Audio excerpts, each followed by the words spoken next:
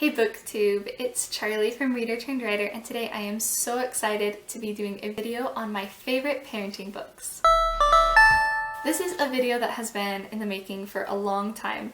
I had this idea a while ago and I have read a lot of parenting books since then to try and see if I wanted to incorporate them into this video, and I have recorded this video before and hated it and redone it and written outlines and just all sorts of things, but I'm so excited to be doing it. Parenting books I love. I actually really enjoy reading self-help books, and self-help books about family and parenting are one of my passions. I really enjoy them.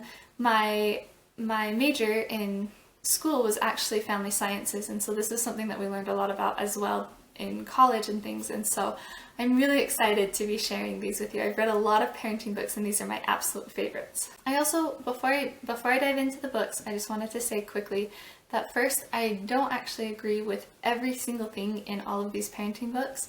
I definitely just take what I like out of the parenting books and ignore the rest. Also, I just would advise you to do the same if you decide to read any of these parenting books. Just take what works for you and ignore the rest, because all parents and children and families and circumstances are different, and stages of life and everything. And so I definitely think that these parenting books should be used as tools and not as like a Bible. I just want to share my five favorite books first, and then I'll go through and share a couple books that I really enjoy specific to topics, and then I'll just very briefly mention some runner-up favorite parenting books. So first I have It's Okay Not to Share and Other Renegade Rules by Heather Shumaker, and my husband and I often call this the Renegade Rules book when we're talking about it because it's easier. This is a book for parents of kids between the ages of 2 and 6. She also has a book called It's Okay to Go Up the Slide, which goes up to age 10. But I haven't read that one yet. I'm sure it's just as good as this one, and I'm looking forward to reading that one. I'm just waiting until my kids are a little bit older. So one of the things that I absolutely love about this book is all of the rules that she shares for parenting are based off of the rights of children and the rights of parents. And she lists out the rights that parents and children have. For example, one of the rights of children is children have the right to uninterrupted free play.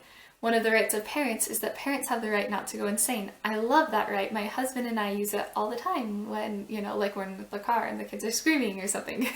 No, but that really is one of the rights that she talks about in here. So some of the examples of rules that she shares in here: long turns. Kids can take long turns. If a child is playing with something and another child wants it, the second child can wait for the first child to be done, and the first child can decide how long they want to play with that toy. And then, and then share. And I really like that rule. Another example of a rule is that all feelings are okay, all actions aren't. And that's a really important rule as a parent. It's okay for your child to be sad or mad at you. It's not okay for your child to hit you. One of the things that I really love about this book is with each rule, it gives examples of phrases that a parent can use along with the rule, and phrases that the parent could avoid.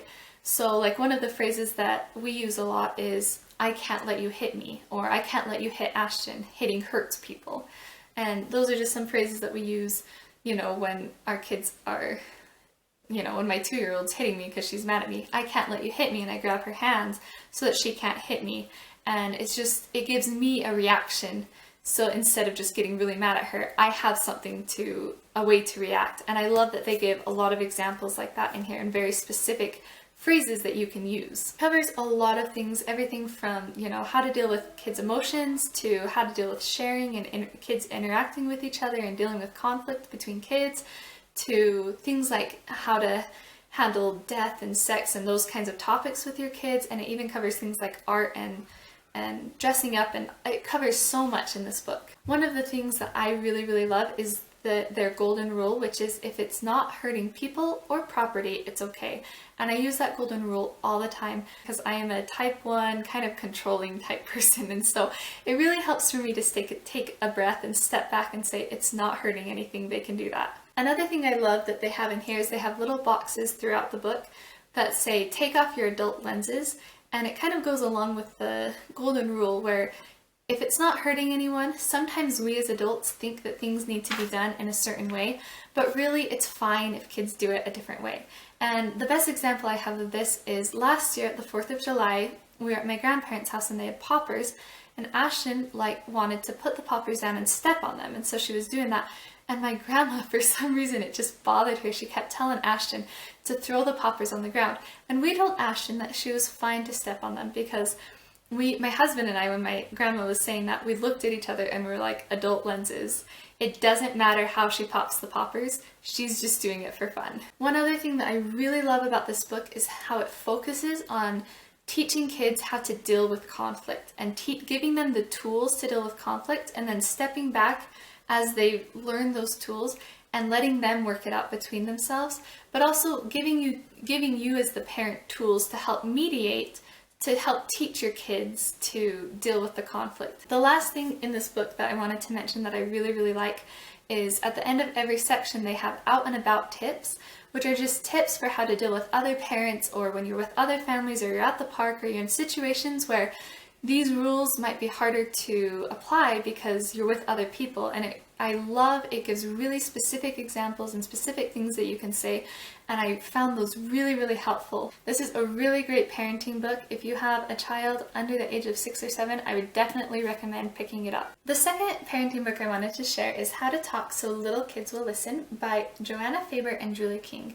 And this is one that I found actually pretty recently, but I have absolutely loved it. It's also for ages between about 2 and 7. Really quickly, I did want to talk about this one. Just mention it. How to Talk So Kids Will Listen and Listen So Kids Will Talk by Adele Faber and Elaine Maslish. And Adele Faber is actually Joanna Faber's mom. She published this book in the 80s, I believe, and it talks about a lot of the same principles as this one, but it's not for specifically little kids. It has a lot of examples from little, toddlers all the way through teenagers, and talks about kids just in general.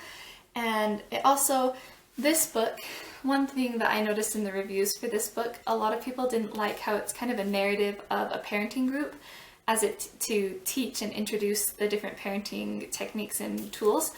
This book is kind of also based off of other parents and shares a lot of other parents' experiences, but it doesn't have the same narrative feel. It's much more of a self-help, just chapter by chapter feel.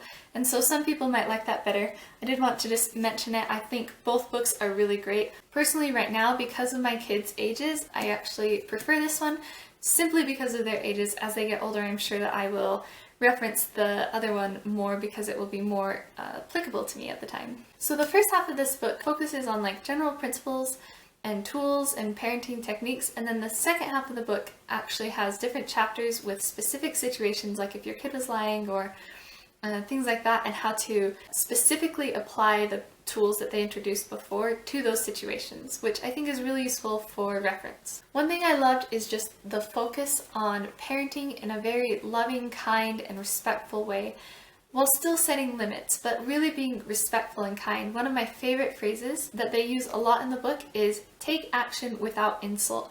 And that just means if you've tried all of your tools and techniques and everything, and your child just isn't listening, and you have to, their child's throwing bark at other people at the park, and you've tried everything and they won't stop, and you have to leave the park, to leave but not insult or disrespect your child while doing it. You don't have to be mad, you don't have to blame your child or shame your child. You can just simply take them and say, it looks like we're having a hard time listening today, we'll have to come back another time. Or, I don't like to see bark being thrown at kids, we'll come back and try playing at the park another time. And you can do it in a very kind way rather than being rude or angry about it. And I love that. That's the way that I want to parent personally. And so I really, really love that focus in this book. One thing it really talks about is it compares how we talk to our kids to how we talk to other adults or even our spouse or ourselves. And I think that's a really good thing to keep in mind as you are talking to your kids. Like, would I say this to another adult, or is this really degrading?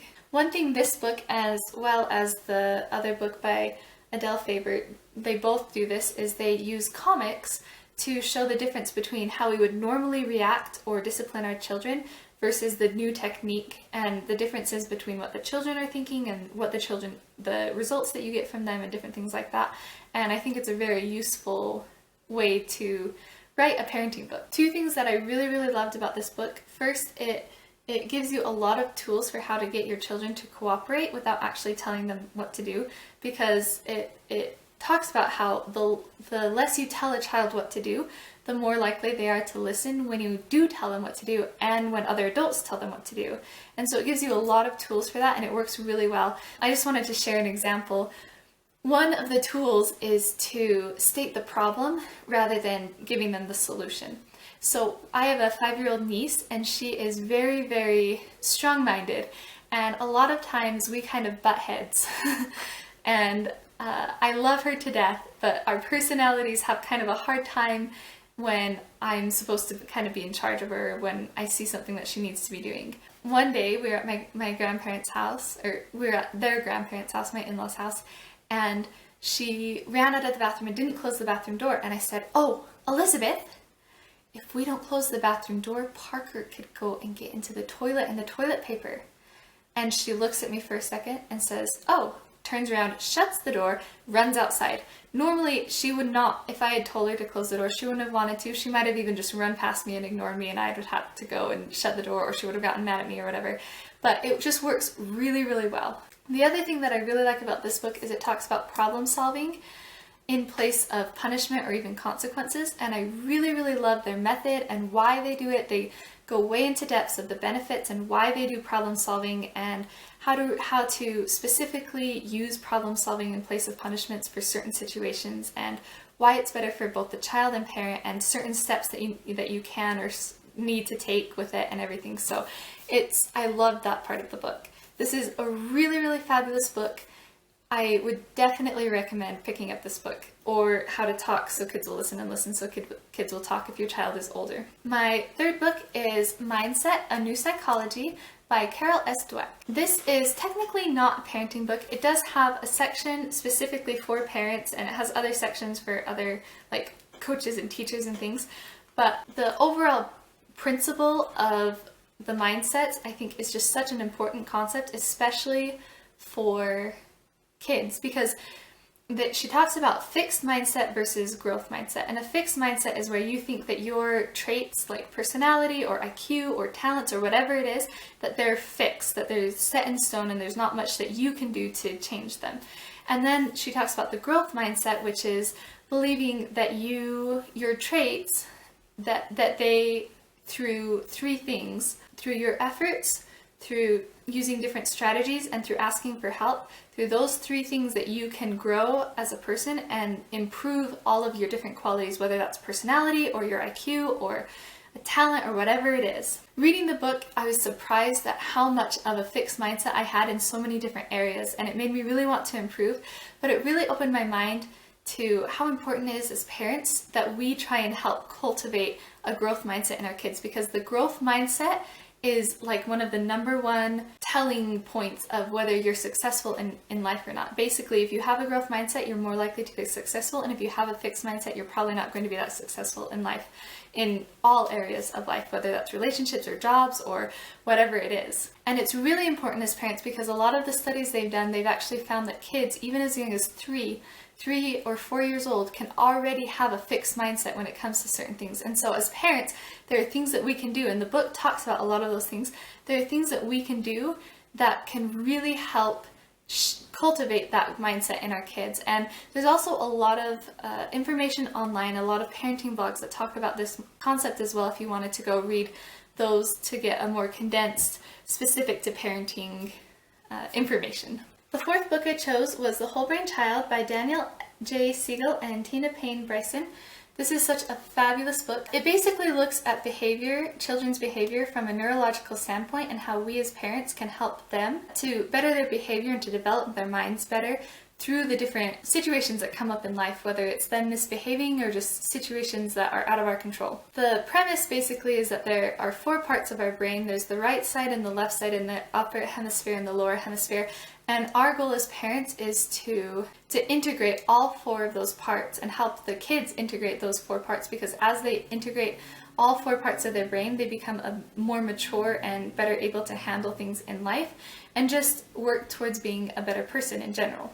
It really goes into the science, but in a very useful way, which I loved. They also have a lot of very specific things that parents can do and say to help the children do that in very specific situations, and they have tons and tons of examples. One example of something that we've used from this book, just really quickly, they talk about how important it is for kids to talk through a traumatic event.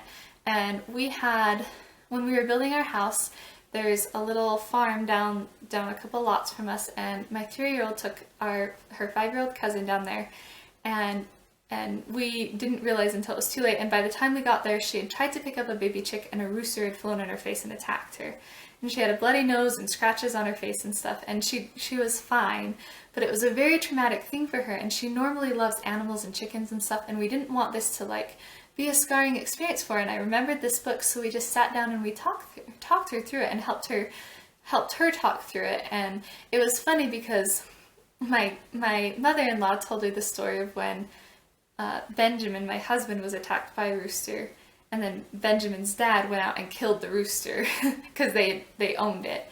And so then Ashton kept saying, she would tell the story of how she got attacked by the rooster, and then she'd finish it by saying, and then Grandpa killed the rooster. And we were like, no, that's the wrong rooster, but you know.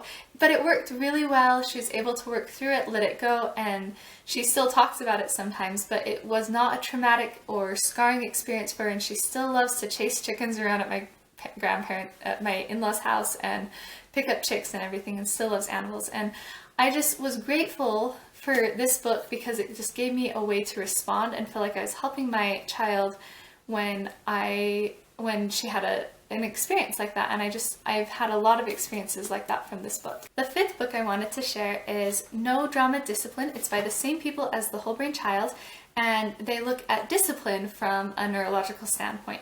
And it is so good. It's the best book on discipline that I've ever read. So they look at things like normal, common ways that we discipline our children, like spanking or timeouts and different things like that, reacting, and what it does in the child's brain, and why it would be better to do it a different way. And then they share a specific way. They basically say that you connect and then you redirect the behavior. So you connect with your child and then you redirect the behavior. And they talk about, from a neurological standpoint, why that's so much better for kids, and how even doing that helps reshape their brains so that later they have better behavior in the future because their brains are more mature and can handle more. And the neurons have, you know, they talk about all sorts of sciencey stuff, and they're in a very useful way again, and I absolutely loved that. One of the things I absolutely loved about it as well is just they talk about the main goal of discipline, which is to teach our kids. You know, there's 2 goals of discipline. There's the long term, which is teaching our kids correct behavior, and there's the short term, stopping or changing or whatever the current behavior that they're doing.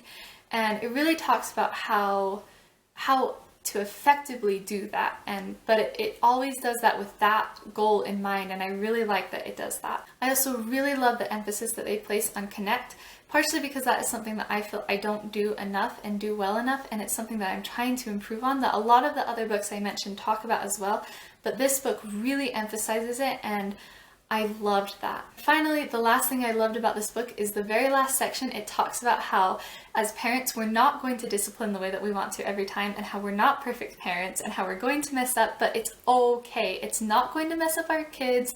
We can still have a good relationship with them and everything, and I really love that because I feel like as a parent, I read a lot of parenting books and I have a lot of tools under my belt, but I mess up so often. I don't react the way that I want to.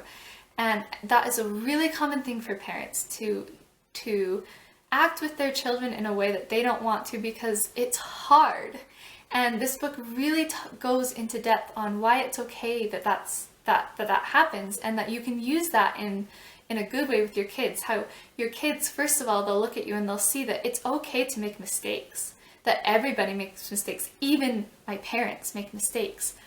And then if you go and you apologize and you reconnect with them, you're also teaching them how to fix a mistake when they mess up, and how to make amends if they cause a rift in a relationship. And that is a really, really important, useful tool to have throughout your whole life. And so the last thing this book talks about, which I think applies to all parenting books, is that even when it doesn't work, it works. Because sometimes these tools and the books and the examples they share make it sound like if you do these things, then your child's going to react, and it's like a magical pill that makes parenting so much easier. And sometimes it does, but sometimes it doesn't. sometimes you do all the right things and you say all the right things and your child still has a meltdown or your child still misbehaves or whatever it is. And that's normal because kids aren't perfect either and kids aren't robots. But the book really focuses on how even when it doesn't work, even when you don't see a result, your child still has a meltdown or misbehaves, it still works because they see you as the parent connecting with them. They see you as the parent teaching them the skills that they need.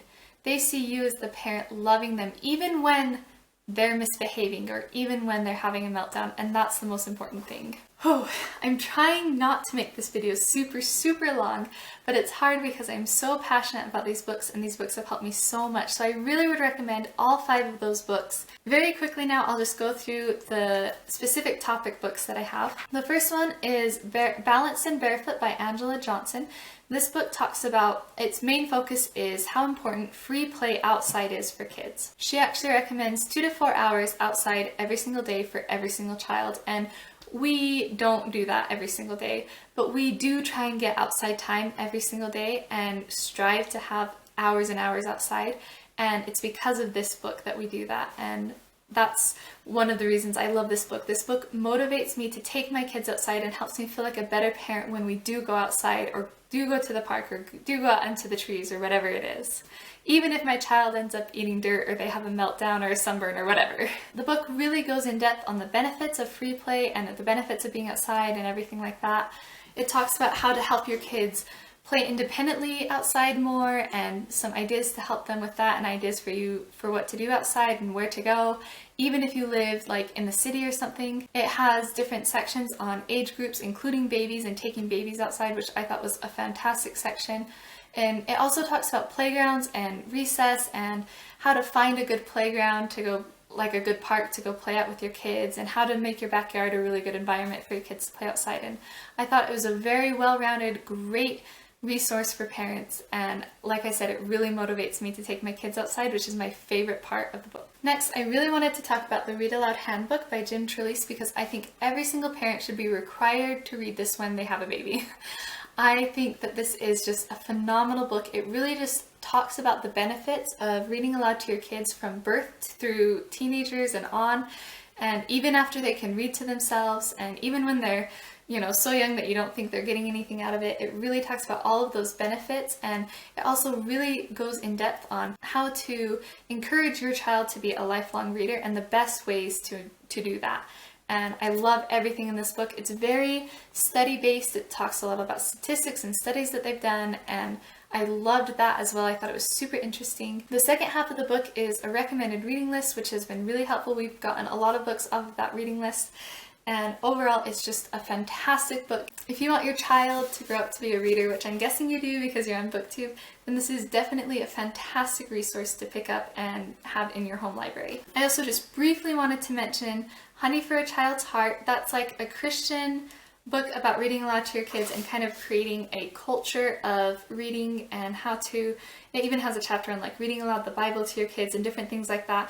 And I thought it was a very well done book. I didn't like it as much as the Read Aloud Handbook because it didn't have as much of the statistics and everything. It had some, but I really liked it overall, and it's one that I am planning on buying in the near future to have in my home library as well, because I thought it was a very well done book. Like I said, it's very Christian based. I also wanted to mention the Read Aloud Family by Sarah Mackenzie. She has a podcast that she does called the Read Aloud Revival that I have listened to before, and I loved it. This book recently came out. This one's sort of Christian based. It's not as heavily based on Christian values and everything, but she talks about just reading aloud as a family and her experience with it and finding the Read Aloud Handbook, and just I think that she has a lot in here that the Read Aloud Handbook doesn't have. And I love this book. I went through it so fast. All 3 of these books as well, all 3 of the reading books that I have, they all have a recommended reading list in the back. Next, I wanted to talk about Getting to Young by Karen Lee Billon. And this is just a book about how to help your kids not to be as picky eaters so that they enjoy a bigger variety of foods, and also to help encourage your kids to be able to try new foods. I love the ideas in the book. She also has a lot of game ideas to help introduce like new foods and different things to your kids, especially if you already have a picky eater. She has a lot of different games, and she has them for all sorts of different ages and everything, and I thought the game ideas all sounded really fun.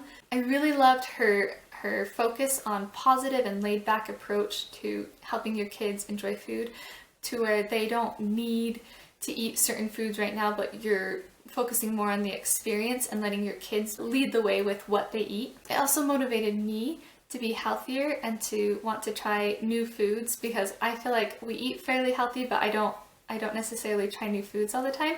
So it really helped me with that, because one of the main things that will get your kids to eat better and to be willing to try new things is seeing you eat healthy foods and try new things and really enjoy it. The fourth book I wanted to mention here was Clutterfree with Kids by Joshua Becker, and it just talks about the benefits of a more minimalist lifestyle with kids and how to achieve that, and I thought it was very, very well done. I really loved that he is more of a practical minimalist, which is what I consider myself and my husband to be, where we still own a lot of things and we live in a house and we have kids and, you know, but we try and not to own a lot of just stuff and not let our stuff own us, but to be a lot more intentional with what we bring into our home and what we have in our home.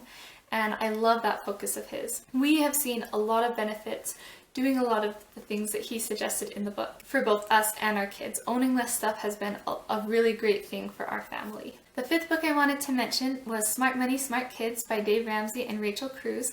I am a big Dave Ramsey fan, and so yeah, I really like this book. It's written by both Dave Ramsey and his daughter Rachel Cruze, and they kind of go back and forth and have different sections where they're the ones talking, and I really enjoyed that. A lot of it is based off of the principles that Dave Ramsey teaches to adults, which is like stay out of debt, have an emergency savings, you know, have a balance of spending, giving, and saving, those kinds of things, and just how to pass those money ideals onto our kids and teach kids to be financially responsible.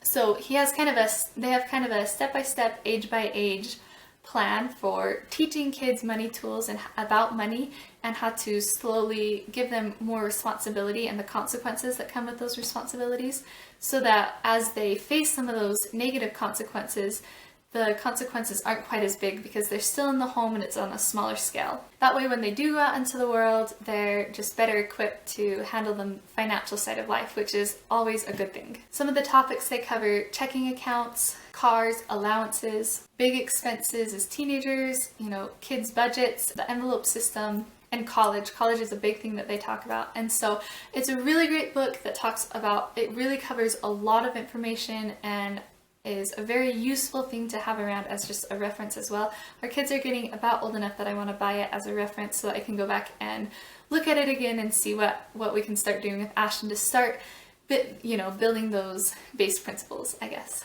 Okay, and the last one I wanted to talk about, I just wanted to mention my two favorite sleep books for babies. So if you don't have a baby, you can kind of skip ahead a little. The first book I wanted to mention was Solve Your Child's Sleep Problems by Richard Ferber. So he's like famous for the Ferber method of like crying and then going in at different intervals and stuff. And I have to say, I've never actually used his method with either of our kids, and I don't really plan on using it with our third child either, but I loved his book because he spends a lot of time on the science behind sleep, which really is useful as a parent. So you can say, well, my child's doing this, why? And it really helped me to figure out why. He also has very specific sleep problem topics like wetting the bed and things like that he goes through and talks about how to solve those problems, and I really, really love that.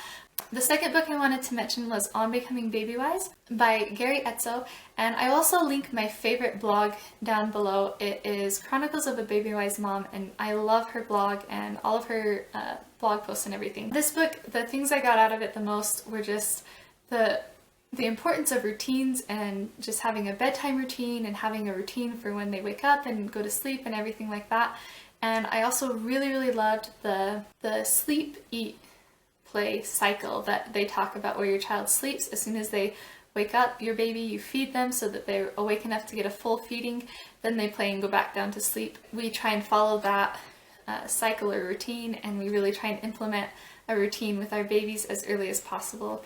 and it really helps so that they sleep better and we sleep better, and I have found a lot of benefits from that. I am almost done with this video. I'm sorry it's so long. I love these books though, and I really hope that you have found at least one that you want to go pick up and read. Now I'll just mention very briefly my runner-ups. The first runner-up that I wanted to mention is Siblings Without Rivalry by Adele, Faber, and Elaine Maslish, the same people that wrote How to Talk So Kids Will Listen and Listen So Kids Will Talk. And this one just talks about how to help your siblings, or how to help your children have good relationships with their siblings, even if they're not best friends, but just be able to interact with each other in a positive way, I guess, and work through their differences. The Gift of Failure by Jessica Leigh, and this really just talks about exactly what it says, which is how important it is for our kids to experience failure and why, and how we as parents can help them with that. And I thought it was a great book. I also wanted to include The 5 Love Languages of Children by Gary Chapman and Ross Campbell.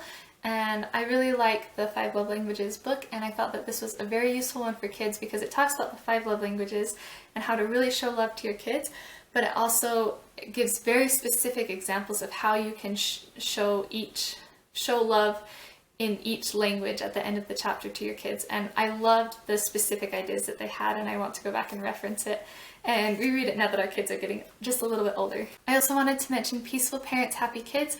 This is an attachment parenting book, and it basically is exactly what it says. It just helps you to become a more peaceful parent and has a lot of good ideas in it. It's not exactly my style of parenting, which is why it wasn't one of my absolute favorites, but I know a lot of people really, really love it, and the author has a lot of resources online, so if you Google her name, I'm sure you'll find a lot of resources there.